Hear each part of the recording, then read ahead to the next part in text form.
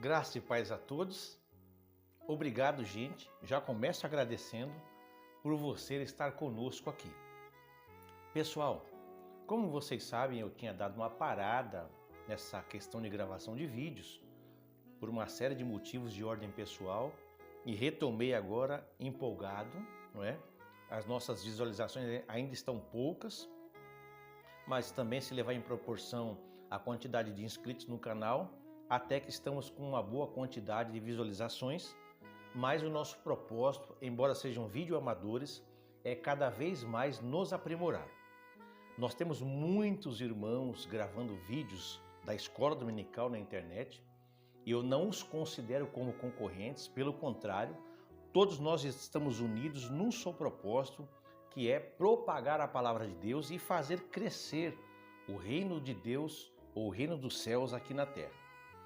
Mas eu tenho procurado fazer de uma forma diferenciada e vocês podem perceber que atreladas às lições da Escola Bíblica Dominical, que é esta revista aqui, deste trimestre, atrelada às nossas lições, eu estou procurando me aprimorar, inclusive criando um link dentro do assunto com informações seculares, com atualizações, abrindo uma janela para que possa iluminar melhor o texto e o contexto da lição.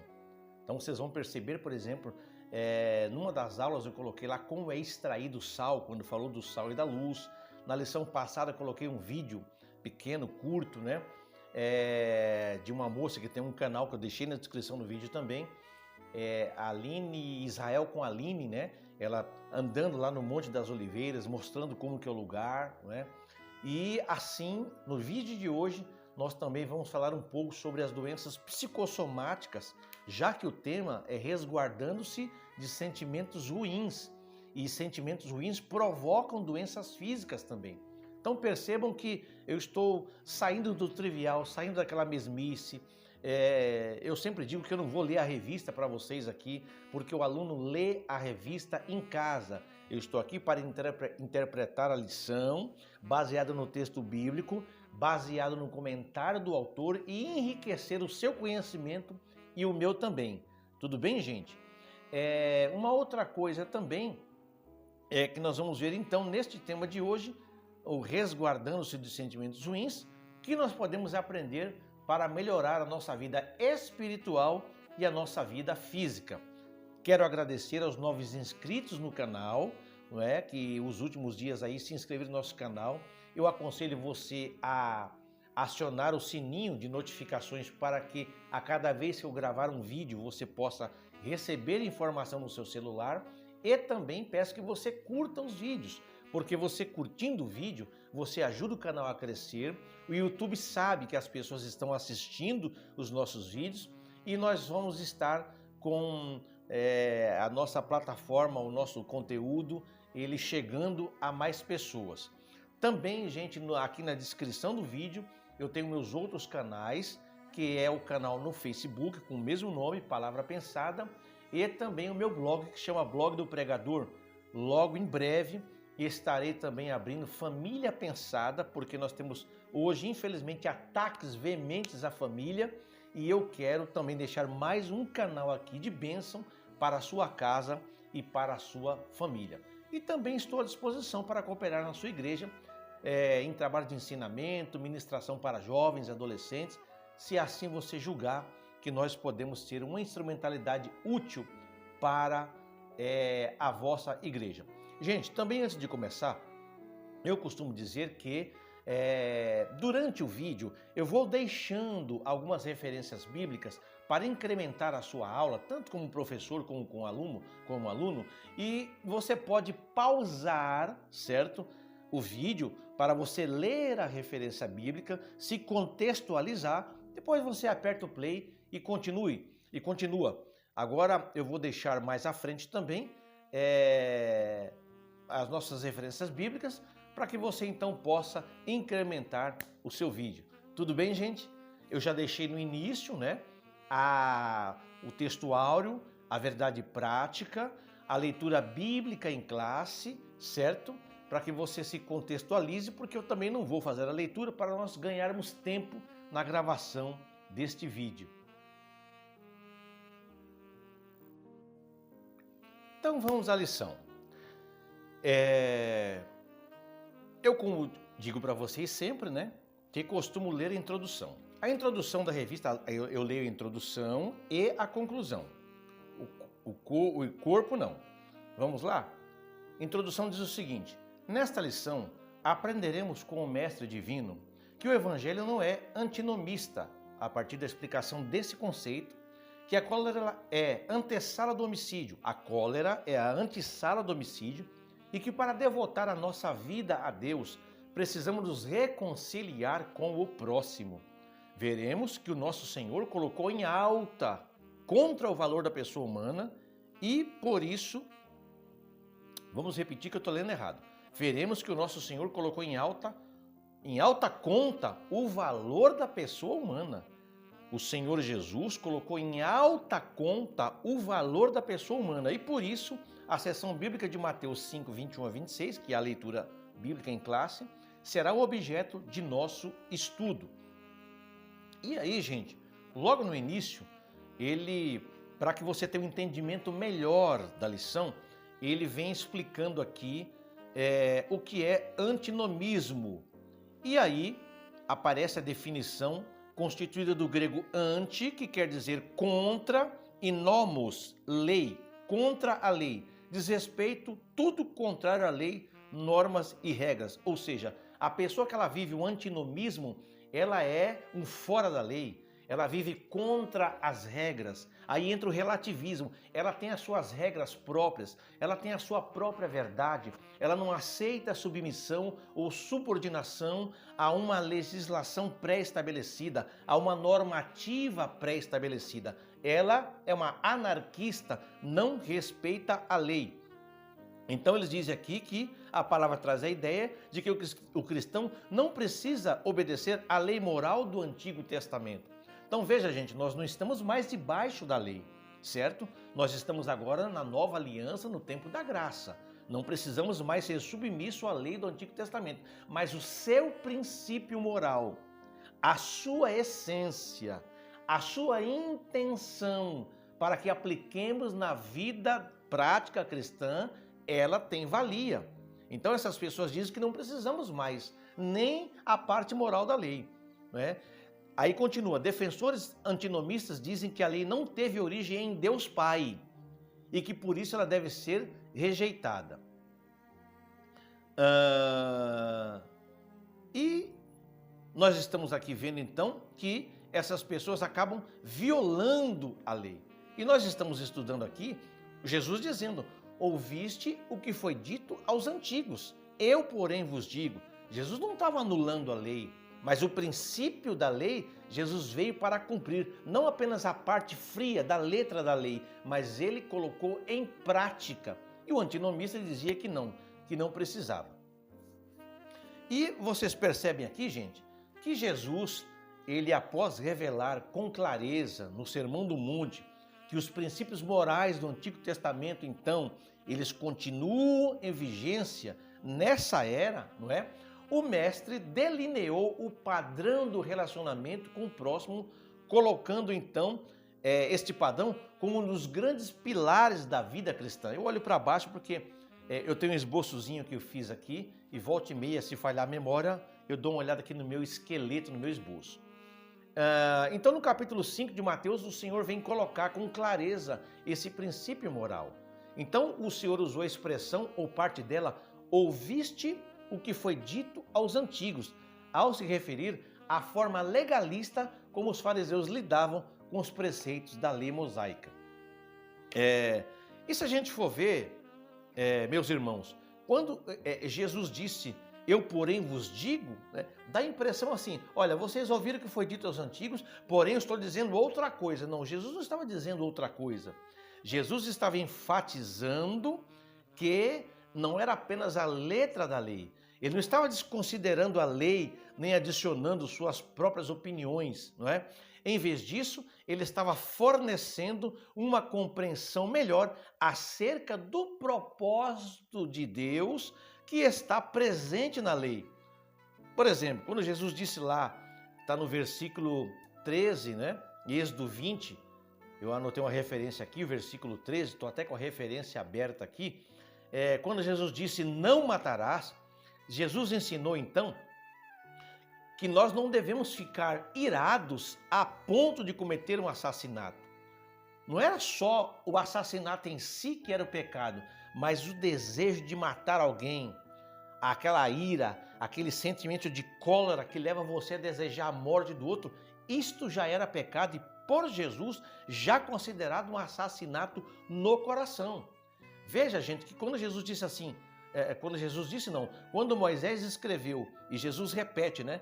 Não matarás, não é a questão de matar sem intenção. Qualquer um de nós podemos matar uma pessoa sem intenção. Você está andando com o seu carro na rua, alguém atravessa na frente, você atropela aquela pessoa inadvertidamente, que atravessou numa sinaleira vermelha, passou na faixa de pedestre, você não percebeu, né? Alguém entra na tua casa para fazer um mal à tua família, você não tinha intenção de acordar naquele dia e matar alguém, mas no intuito de defender a sua família, você acaba surpreendendo o meliante, dá lá uma paulada na cabeça dele em algum lugar, você matou aquela pessoa, não queria matar. Não é disso que Jesus está falando. Jesus está falando daquele que planeja o assassinato, daquele que criava toda uma articulação mental, daquele que já planejava no seu coração, programava na sua mente matar alguém. Jesus estava dizendo, não matarás. Então, quando alguém deseja matar, já pecou no coração. E os fariseus, eles liam essa lei e não tendo assassinado ninguém, literalmente, eles sentiam que havia sido obediente. Eu não matei ninguém, não é? Alguém fez um mal para mim, eu no lugar de fariseu, e eu intento matar aquela pessoa, crio ódio por aquela pessoa, crio um rancor, uma cólera por aquela pessoa, mas eu não matei, então não estou pecando. Era assim que os fariseus interpretavam a lei.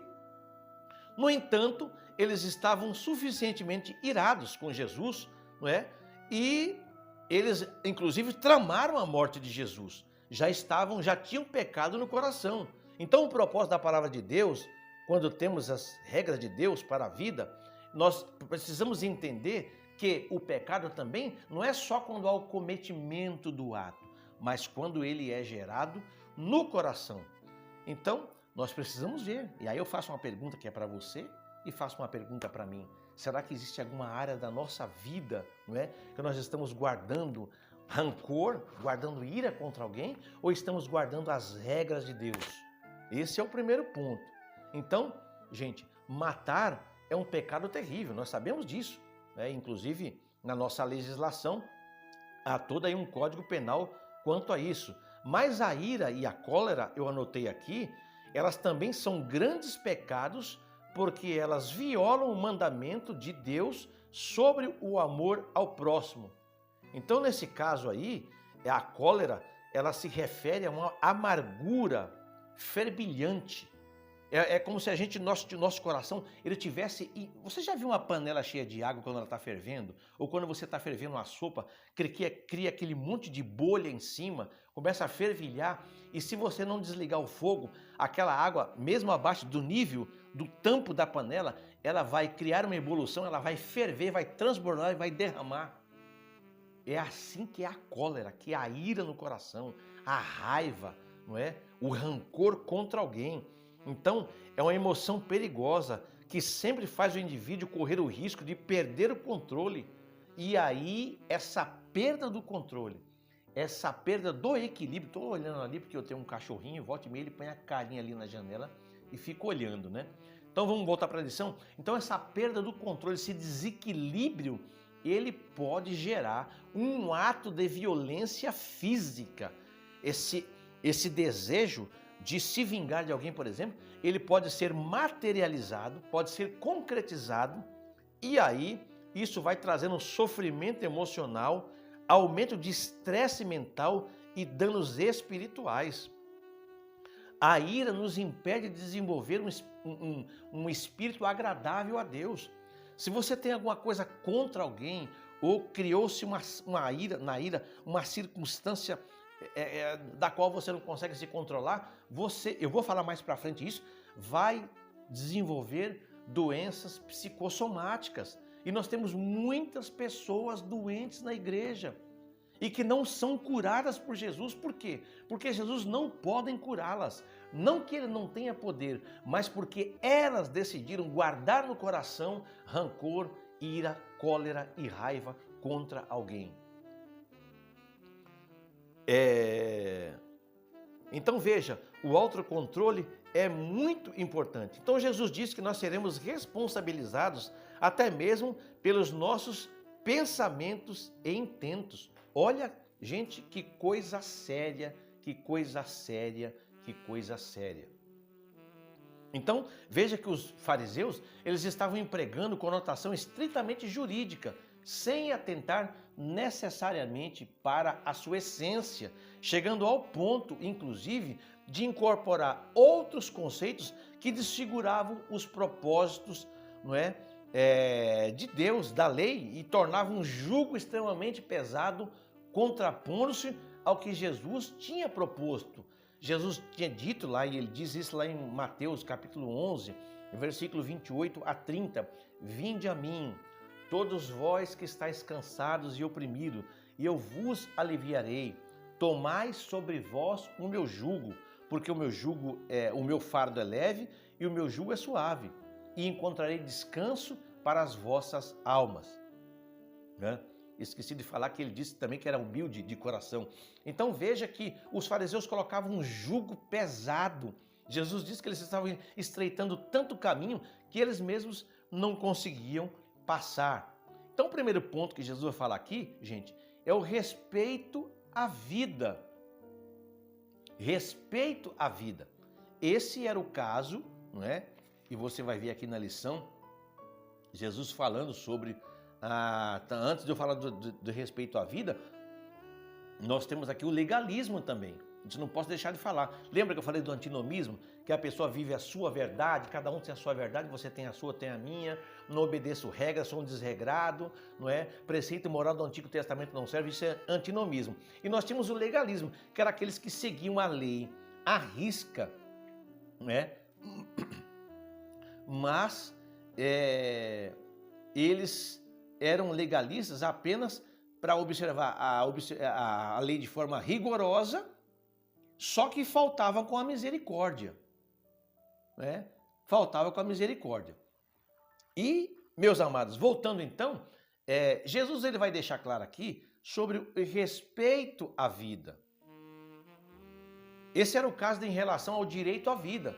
Enquanto os fariseus estavam vendo apenas do ponto de vista legal, em que o condenado pela morte de alguém sofreria a pena prevista, está lá no versículo 21 da lição, Jesus tratou do problema na origem, como eu disse agora há pouco. A origem começa aqui no coração, todo o assassinato, não é, intencional, ele vai começar aqui. Então Jesus vai trazer à tona as intenções do coração e ele vai reprovar qualquer comportamento agressivo contra o próximo. Eu vou deixar uma referência ali de Marcos capítulo 7, versículo 20 a 23. Eu não vou ler, eu prefiro que você dê uma pausa no vídeo e dê lá uma olhada. Então, sob essa ótica, tirar a vida de outrem é a consequência desastrosa final de um processo que pode ter se iniciado com uma agressão verbal, não é? Um xingamento de pouca importância, mas aquilo ali, como a gente usa na linguagem popular, vai criando uma bola de neve.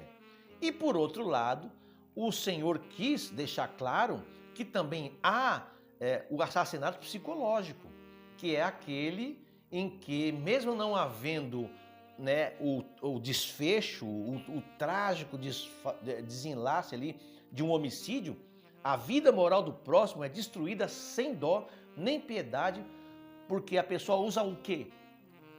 A língua, né, para caluniar, para difamar, para jogar lama no nome daquela pessoa, para destruir a reputação daquela pessoa. Vou usar aqui para queimar aquela pessoa perante as outras pessoas, muitas vezes até com mentira, com inverdades, com invencionistas de coisas que nunca aconteceram, levando aquela pessoa à depressão, a muitas vezes até pensar em suicídio.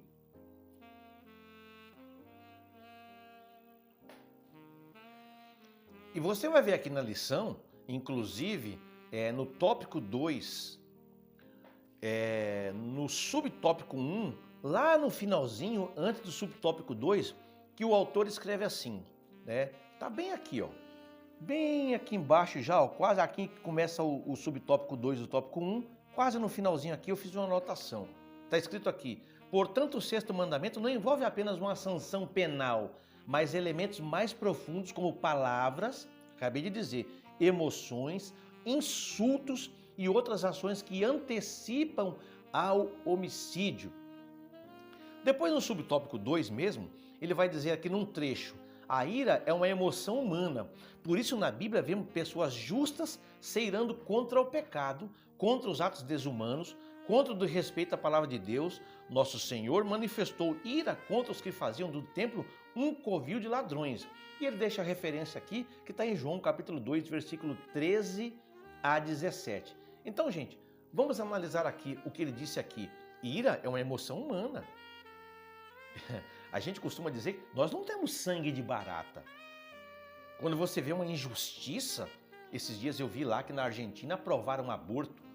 E aqueles milhares de feministas, se eu não me engano, na praça 1º de maio na Argentina, não é?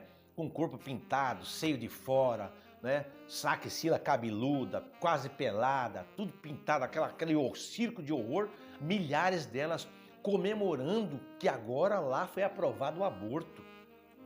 Assassinato de crianças indefesas no ventre. E aí as mulheres dizem, meu corpo, minhas regras. Só que o feto, o bebê, não é extensão do corpo da mulher, é uma outra vida, um outro corpo. E aí aquilo me deu uma ira, me subiu uma ira. Então, se irá, gente, contra a injustiça, se irá contra o pecado, contra alguma coisa que você sabe que não está certa, você vê alguém penando, sofrendo por uma injustiça, não é? Você entra no hospital, por exemplo, esses dias eu fui num pronto-socorro aí, e chega lá, não tem médico, aquele monte de gente sentado numa sala de espera e o cidadão dormindo lá em cima, os 2 médicos dormindo. Você fica revoltado, não é? Agora, diz aqui também, e é verdade, a ira não pode nos controlar. Eu não posso chegar, por exemplo, porque... Então esse é o problema, não é se irar. Lembra que o apóstolo falou, não se ponha o sol sobre a vossa ira. O problema não é se irar, que é um sentimento humano, certo? O negócio é você perder o controle. Aí eu dei o exemplo que o médico estava dormindo lá em cima. Aí o cidadão perde o controle, ele fala... Ele começa a quebrar tudo dentro do pronto-socorro, começa a querer agredir as pessoas, começa a querer bater nos funcionários, perdeu o controle porque está sentindo uma dor ali e tal. Isto é pecado, não é? Não é se irar pelo fato injusto, mas é você ser dominado pela ira e aí você fazer justiça com as próprias mãos. Então, está lá em Efésios 4:26 e em Hebreus 12:15. A ira não pode nos dominar. E depois no tópico 3, então, Jesus vai falando sobre o valor da pessoa humana, né? Você já viu que em todo prédio agora é lei, eles colocam lá, não se pode discriminar a pessoa por questão de cor, raça, sexo, gênero, etnia, doença que não seja contagiosa. Você tem lá uma plaquinha dentro do elevador que depois eu vou deixar na tela aqui, que eu não lembro bem o que está escrito, mas eu vou deixar para você ver aí, ó, estou colocando aí, né? Isso é uma forma de você valorizar a pessoa humana, entendeu? Então, isso é importante a gente nos lembrar. Agora, uma outra coisa que nós precisamos comentar aqui, eu anotei aqui, deixa eu ver, preconceito, discriminação, muito bem, sim, mais para baixo vai falar, nesse sentido, nosso Senhor mostra que não só peca quem comete um homicídio, mas igualmente os que nutrem a cólera, ódio e rancor no coração. Outra coisa importante, gente, é sobre a reparação da ofensa, certo? Quando é que nós vamos reparar a ofensa? Outro propósito de Jesus, então, foi mostrar que esse tal problema do comportamento precisa ser resolvido lá no nascedouro, lá no começo, porque depois que tomou certa proporção, fica difícil você conseguir controlar. Então, antes que alcance proporção trágica no relacionamento pessoal e chega a um ponto sem retorno. Quantos casamentos entre nós, cristãos, estão se acabando, gente?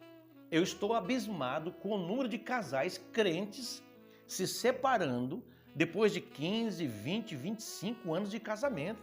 Com 2, 3 filhos, com filho pequeno, com filho já moço, né? Obreiros, pastores se separando das suas esposas, não é? Briga dentro de casa, às vezes os dois estão dentro de casa, vivendo junto, mas já estão dormindo separados, já estão em litígio, são 2 colegas dentro de casa e as crianças intoxicadas neste clima contaminado, não é? Então, veja que, por quê?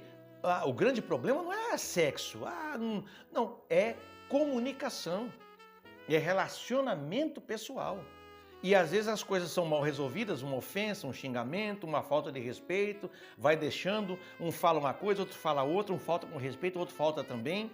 E aí parte-se muitas vezes até para agressões físicas não resolvidas, não se ventilam nada para ninguém, porque são orgulhosos e fica ali no seu bunker de tristeza, e aí fica um dos dois depressivo e tal, e quando você vê, se matou, separou, agrediu, foi para a delegacia. Gente, no nascedouro, nós não podemos chegar num ponto que não haja mais retorno, não é?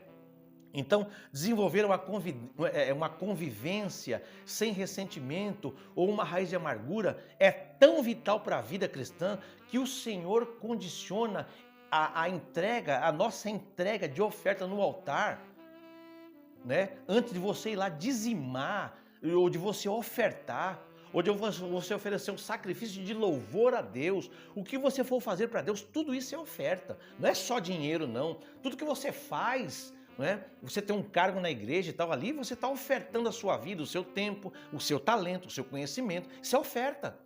Então, Deus, é tão importante isso, que Deus condicionou a entrega da nossa oferta no altar, antes de a gente entregar, buscarmos primeiro reconciliação com o ofendido.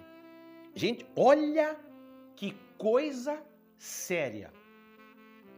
Agora, essa é uma das doutrinas mais difíceis de se cumprir, gente. É você pedir perdão para alguém que está com raiva de você, sem que você tenha ofendido a pessoa, que você saiba que ofendeu.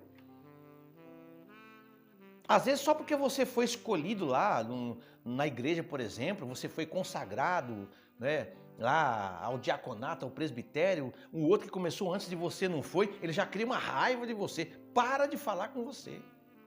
Às vezes porque você tem um talento, você se sobressai, as pessoas acabam te cercando, você tem virtude tudo e tal, o outro que não tem, ele passa a ter raiva de você. Te trata mal, te responde mal, não fala com você, você não sabe nem por quê. Uma vez eu estava num culto em que o pregador chamou as pessoas à frente, irmão, você que tem alguma coisa contra alguém e tal, de repente veio lá um rapaz e me abraçou, eu não sabia. Até hoje eu nem perguntei para ele, que em seguida ele saiu da igreja. Tinha alguma coisa contra mim. Agora, a Bíblia está dizendo o seguinte, se você souber que alguém tem alguma coisa contra você, você vai até ele, antes de oferecer a oferta. Se reconcilia primeiro, está lá no tópico 3, né? Está no tópico 3 aqui, da revista, da lição, né? A oferta do altar e a desavença. E aí você tem que ir até ele se reconciliar com o irmão para você oferecer a sua oferta. Gente, é uma das doutrinas mais difíceis para eu cumprir. Por quê? Pensa bem, vamos pela lógica, tá? A lógica humana, não a lógica bíblica, que é a melhor, a mais perfeita. A lógica humana. Você não fez nada para a pessoa não fala com você. Você acaba descobrindo que ela tem raiva, tem ódio, tem bronca de você. Parou de falar com você. Você vê no lado da calçada, ela atravessa a rua para o outro lado. Ela te maltrata, te responde de forma áspera. Você fala, meu Deus. Aí você vai oferecer, aí a Bíblia fala assim, se te lembrares que algum irmão tem alguma coisa contra ti, mas é ele que tem contra mim. Por que eu tenho que ir lá? Eu estou com o coração limpo, não tenho nada contra ninguém. Vou oferecer minha oferta. Aí a Bíblia está dizendo assim, a lógica bíblica, mas Deus não vai receber. Você já parou para pensar nisso, gente? Que o evangelho, por isso que Paulo fala que o evangelho é loucura, né? Para os que perecem. É loucura. A lógica de Deus é diferente da nossa. Pela nossa lógica, não, eu não vou. Se ele tem alguma coisa contra mim, ele que vem até mim. Estou até disposto a perdoar. Se eu fiz alguma coisa que a pessoa não sabe. Mas eu vou lá? Não fiz nada. Mas está dizendo, você vai ofertar? Dízimo, oferta, dinheiro, seu talento, sua inteligência, seu serviço para Deus. Você vai lá nele e chega lá e tenta se reconciliar com ele. Agora, Mateus 18, se não me engano, a partir do 15, está dizendo assim, se você for até o seu irmão e ele te ouvir, ganhaste a teu irmão. Agora, se você for e ele não aceitar, aí você leva mais uma testemunha, porque pela palavra de 2 ou 3 vai ser confirmado o seu ato lá. Se ele não aceitar, aí sim, considera como gentil e publicano. Aí se você precisar meter um processo nele, você mete, tá? Se precisar levar para a delegacia, leva. Se precisar, aí sim. Mas você primeiro, orando antes, pedindo a ajuda do Espírito Santo para trabalhar no coração dele, no seu também, certo? Porque pode ser que você vá lá no seu irmão, ele vai dizer assim, eu sabia que você vinha. Não tem problema, mas o importante é você estar com o coração leve, aliviado. Não é fácil, mas é possível com a ajuda do Espírito Santo. Então, gente, essa oferta, eu volto a dizer, não será aceita se não tomarmos a iniciativa de reparar a nossa falta, não é? Deixa eu ver o que eu anotei aqui, fiz uma anotaçãozinha na própria revista. Isto, tudo que se oferece na igreja é uma oferta. Então, o altar é o lugar perfeito para o Espírito Santo trazer à nossa memória todos os pecados cometidos, inclusive contra o próximo. E se foi você que ofendeu, se foi você que cometeu, aí, meu irmão, é pior ainda. Aí que a oferta não é aceita mesmo, né? Enfim, então, a gente precisa, então, nos perdoar, nos ajustar com o próximo. E aí sim, poderemos sentir a presença de Deus. Então, a partir daí, se queremos ser sinceros com Deus, não nos aquietarmos enquanto não buscarmos fazer as pazes com a pessoa a quem ferimos.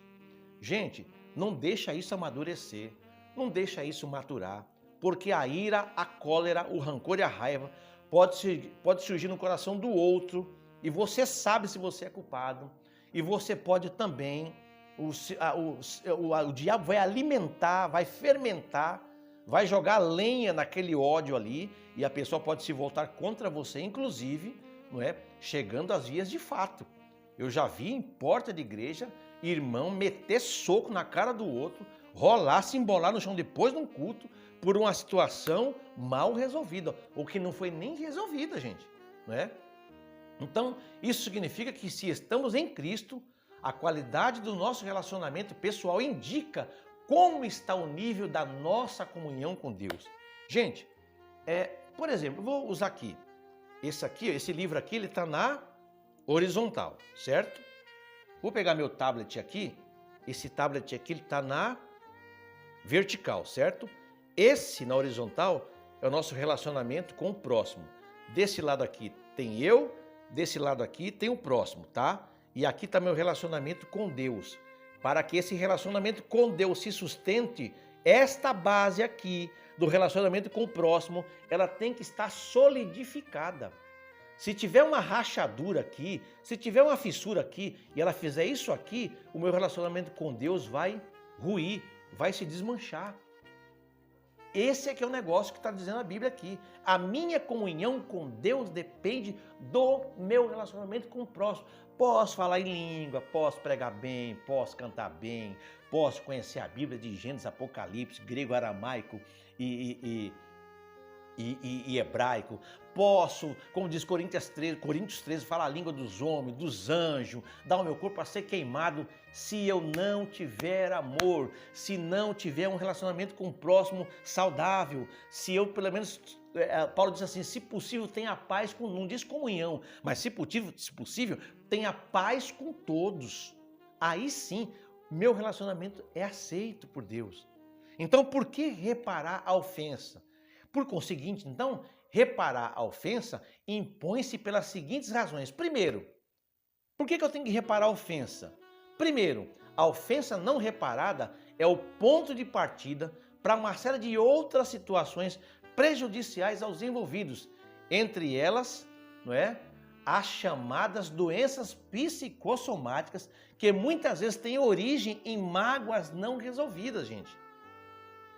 Eu vou falar isso daqui a pouco para vocês.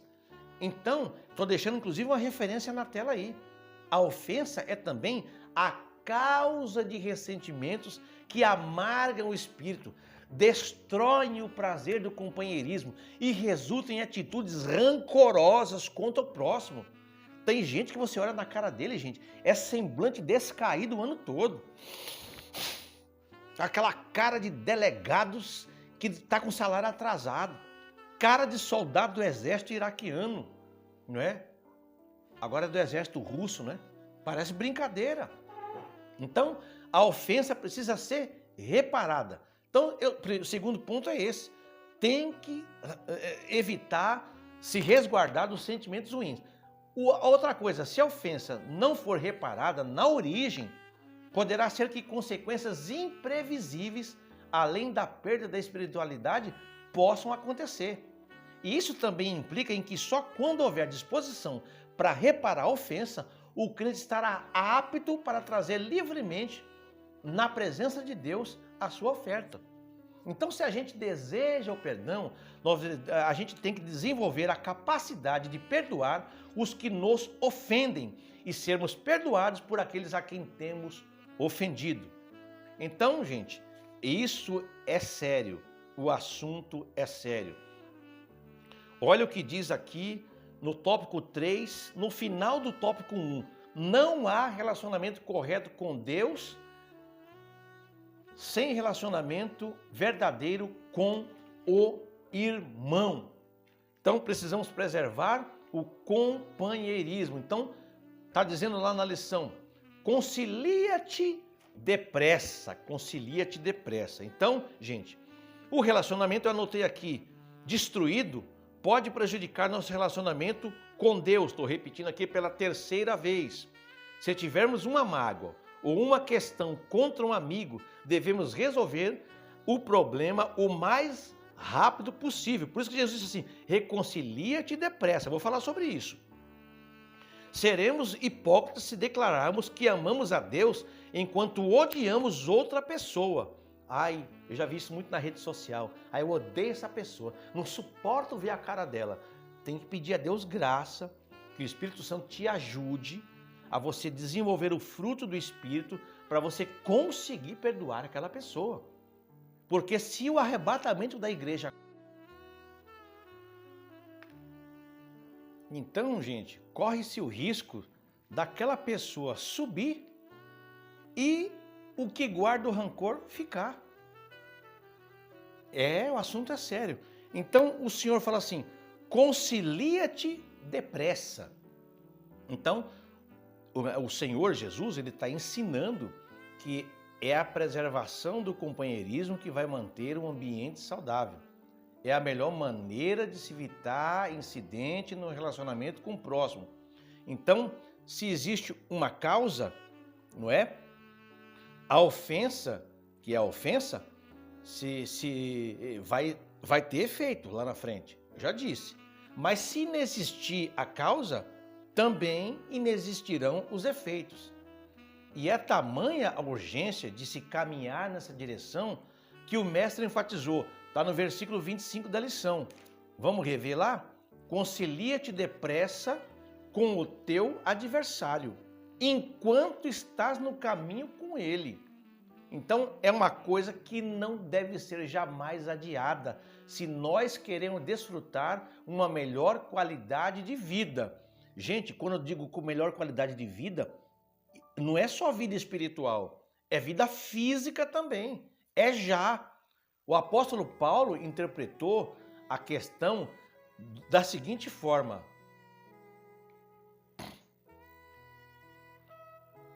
irei-vos, mas não pequeis, não se ponha o sol sobre a vossa ira. Efésios capítulo 4, versículo 26. E disse aqui no versículo 25 ainda, estou compartimentando o versículo, enquanto estás no caminho com ele. Então, o Senhor, ele foi ainda mais além. Quando ele diz, enquanto ainda estás no caminho, significa agir enquanto há tempo antes de chegar no tribunal. No caminho está andando, está batendo boca lá, vamos tentar amenizar a coisa. Essa é uma área em que quanto mais os dias passam, mais a possibilidade de se aprofundar naquele ressentimento vai causando um transtorno, e isso aí pode, já disse várias vezes, vou dizer de novo, se agravar. Então, em outras palavras, é imprescindível restaurar os relacionamentos antes que seja tarde demais e se chegue a uma situação irreversível. E diz aqui ainda, resolve isso aí antes que te encerrem na prisão. No entanto, para não deixar nenhuma dúvida, o Senhor recorreu à linguagem dos procedimentos jurídicos para determinar que dessa fase em diante, se provada a culpa, só restava a aplicação da sentença configurada na prisão do condenado. É o ponto sem retorno, aonde o réu tem de arcar com todas as penas previstas em lei, isto é, pagar até o último ceitil. Vamos trazer para o lado espiritual? Se nós não resolvermos enquanto é tempo, esse imbróglio, essa confusão, vai chegar num ponto que não tem mais retorno. Você fica numa prisão, já aconteceu, entornou o caldo, derramou o leite. A proposta de Jesus, portanto, foi evitar chegar nesta situação, de onde não se tem mais volta. Isso vai revelar, por outro lado, que se Deus leva tão a sério o relacionamento humano, ensinando sobre como restaurá-lo, com mais intensidade ele deseja que aprofundemos a nossa comunhão com ele. A resposta para ambas as situações é andar na luz com Deus como ele está. Vamos à conclusão então? Então, gente, esses são os motivos pelos quais o Senhor condenou a postura legalista dos fariseus. Ela punia o ato, mas não removia a causa. Prescrevia e aplicava a pena, mas preservava a ofensa. Jesus fez o contrário. Ao invés de insistir nos aspectos punitivos da lei, como os hipócritas da época, mostrou o mal na origem, apontou o caminho para extirpá-lo, graças a Deus, e trouxe a certeza de que assim fazendo o cristão estaria em condições de experimentar um elevado padrão de santidade no relacionamento com o próximo. O que vai dizer a conclusão da revista aqui? Vai dizer o seguinte: como servos de Cristo, que vivemos as verdades do Evangelho, não deixemos que pensamentos, palavras ou ações firam o nosso próximo, nem deixemos que as desavenças tornem-se disputas entre nós. Em caso de desavença e desentendimento, à luz das Escrituras, deve-se reconciliar imediatamente, seguir em paz com todos, pois é isso que o nosso Deus desejou quando escreveu: não matarás. Gente, a coisa é séria, tão séria, eu disse agora há pouco, que há muitas pessoas na igreja. Às vezes eu vejo o pregador chamando: não, vem aqui os irmãos que estão enfermos aqui na frente. Aí vem aquele monte de gente. Aí impõe a mão e tal. Aí você pensa: nossa, a oração fervorosa, o povo foi, chorou. Vai ter testemunho no próximo culto. Ninguém conta testemunho. O percentual de pessoas doentes psicologicamente, depressivas, rancorosas na igreja é muito grande. E eu repito, Jesus não vai curar, porque existem situações que eu preciso dar o primeiro passo para que Deus então, Ele haja na minha vida. Eu vou ler para vocês aqui, eu salvei no tablet, sobre doenças psicossomáticas. Gente, dê uma olhada nisso. Pode ser que isso esteja acontecendo com você. E se estiver, seja honesto, seja honesta. Você sabe o que são doenças psicossomáticas? O nome complicado tem tudo a ver com as formas como o nosso corpo reage aos estímulos do dia a dia, podendo ser reflexos psicológicos ou físicos, Por isso que a lição disse aqui, resguardando-se de sentimentos ruins. O termo de doença psicossomática é usado para se referir a problemas de saúde que surgem em decorrência de fator psicológico, ou seja, é um problema que se origina no psicológico e pode ter impacto na saúde física. É o caso, por exemplo, de um resfriado, que se desenvolve porque o paciente está lidando com situações estressantes do dia a dia. Pasmem vocês, um resfriado. Outra possibilidade é um torcicolo que pode surgir em decorrência de frustrações recorrentes no trabalho. Aí a pessoa começa a ter torcicolo, dor nas costas, dor de cabeça, enxaqueca, insônia. Vai falar aqui. Quais são as doenças psicossomáticas mais comuns? As doenças psicossomáticas podem se confundir com as suas variantes convencionais. Só é possível saber que um resfriado tem raiz no aspecto psicológico ao analisar com cuidado os sintomas da pessoa, a sua leitura emocional.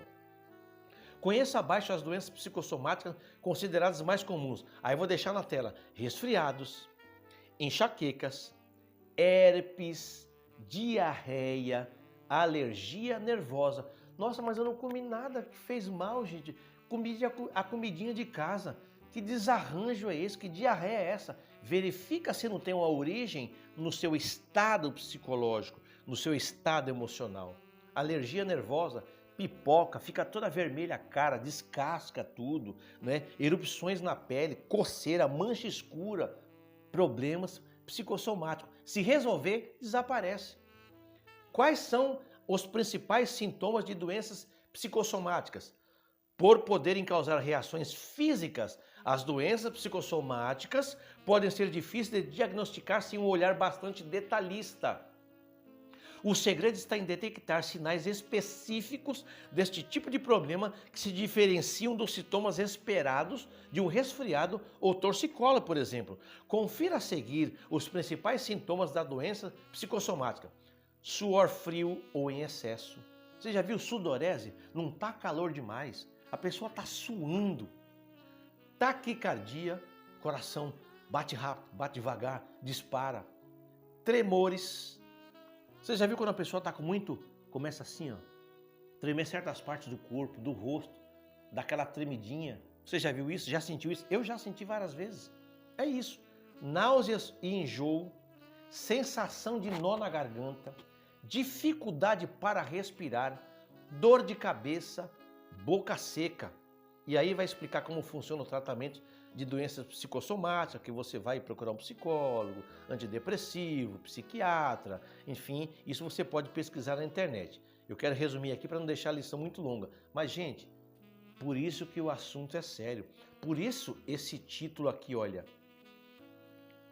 por isso esse título aqui, resguardando-se dos sentimentos ruins. E a pessoa está até assim, ó, né? Com a mão assim, ó, porque vai desembocar no corpo físico. Muitas pessoas serão curadas na igreja, sem oração, sem campanha, sem precisar vir pregador de fora, sem precisar vir nenhum curandeiro, sem precisar de psicólogo, inclusive, se elas decidirem perdoar, se elas decidirem se reconciliar, se elas decidirem resolver esse problema aí, se elas decidirem expulsar esse rancor, essa cólera, arrumando a situação, essas manifestações físicas vão desaparecer. Irmão William, não consigo.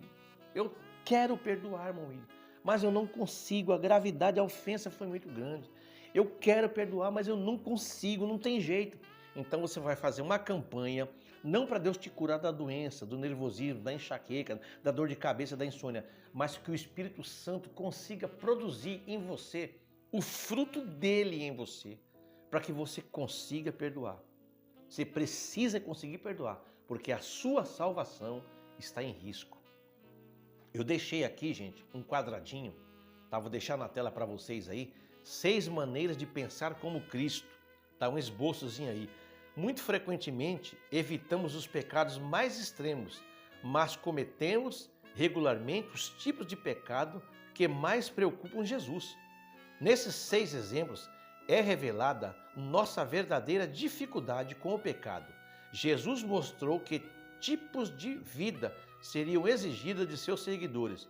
Você está vivendo como Jesus ensinou? Então aqui tem um quadrado, aqui um organograma, né? Sobre a primeira coluna, a referência bíblica, depois o exemplo, e aí a coluna não é suficiente, devemos também. Eu vou deixar para você dá uma pausa, dá uma lida, eu vou passar rápido, para nós não tomarmos tempo lendo tudo, mas você dá uma pausa, faça esse esboço aí, apresenta lá na sua classe, ou você mesmo guarde para você. Agora eu vou colocar um outro organograma, tá? Do lado Jesus e a lei do Antigo Testamento.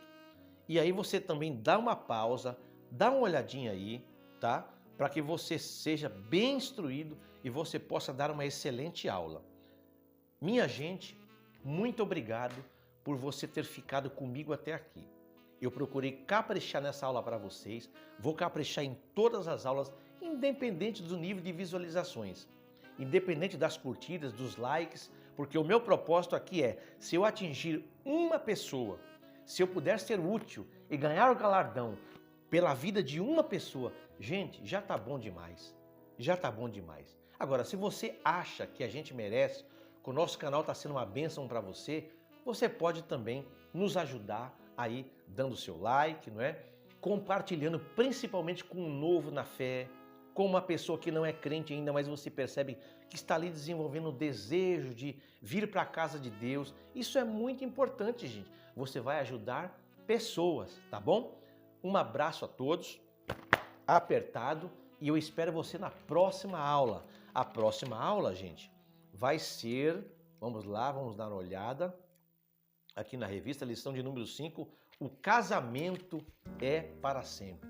Vocês lembram que eu falei que eu vou criar um canal, não é, sobre família? Gente, quanta família destruída, quantos lares já despencaram, quanta gente, irmão, vivendo triste dentro de casa só para manter a aparência, não é? Então nós vamos falar sobre o casamento na próxima aula, e inclusive nós vamos incluir aí o padrão de comportamento sexual, que é muito importante também.